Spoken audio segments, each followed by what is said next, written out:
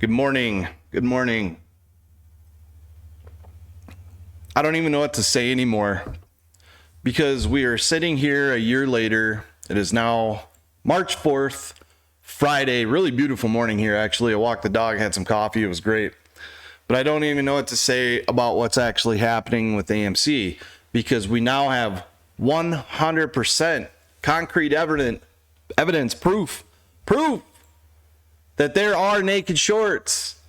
And for a minimum value, we can prove it with Adam Aron's statement that retail owns over 90%. So right there, 90%, base minimum 90% of the legally issued float. So we own 90% of the legally issued float, retail.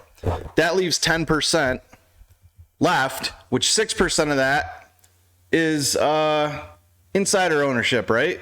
Or was it 3.6%? Okay.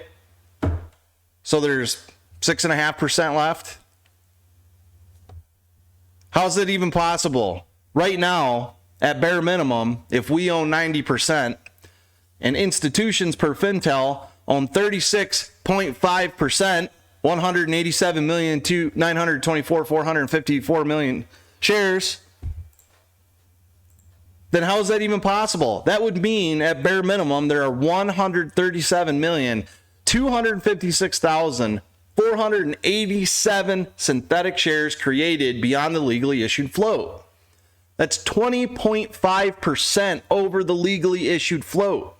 So my theory is now, which I'm glad Joey posted about it this morning, said, okay, we actually do have some level of change on AMC short interest. CTB now, cost to borrow, is up 1.21%.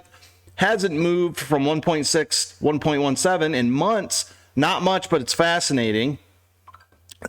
Short interest is still 20.99%. Cost to borrow going up is big. It's a big deal. The more it goes up, the harder it is for short positions to stay in because now they're paying more daily out the door to keep the shares. But on that, if there's 137.3 million illegal shorts out there, illegal synthetic shares out there, where did they come from? The only way they could be out there is if they were created synthetically, illegally naked shorted, and then bought up. So the fact that Gary Gensler is still not saying anything about this after AMC's Q4 blows my mind. There's either the DOJ, the SEC, and Adam Aron are all working on something real big and they want to take these guys down for good, which is why they're not saying anything, or B, nothing is happening. So I'm super curious about this. With 137.3 synthetic shares out there, million synthetic shares, and our short interest is already at 20%, 21%, really. Those synthetic shares that are out there being held by institutions have to be shorted at one point or time.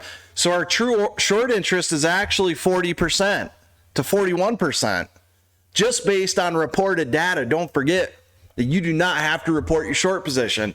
So the non-reported data that we could see later on when these new rules take effect, this thing could be still, this could be 140% short from a year ago. So I don't know, you guys take it how you will, see what AMC's doing at open, shot up a little bit at open. That's cool.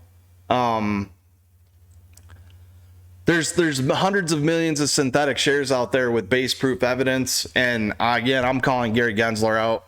You need to make some kind of statement on this. This is completely against every single rule that you say the market is based on that's not being enforced. So you guys, I'm going to take an opportunity on the next dip to buy more and keep holding my AMC, because when this thing has to get cleaned up, when there's A, some kind of share count, B, a share recall, C, some type of dividend, and AMC claims no faith with the DTCC, all these hundreds of millions of shares got to be cleaned up. And I'll tell you right now, 100 million shares that need to be cleaned up on top of 20% short interest is more than enough to make a big squeeze play. But don't forget, there's probably billions out there. So I'm going to cut off from time frames and everything. I'm just holding until it happens. I don't care if it's tomorrow or 5 years from today. I am not selling my AMC. Froggy Stonks out.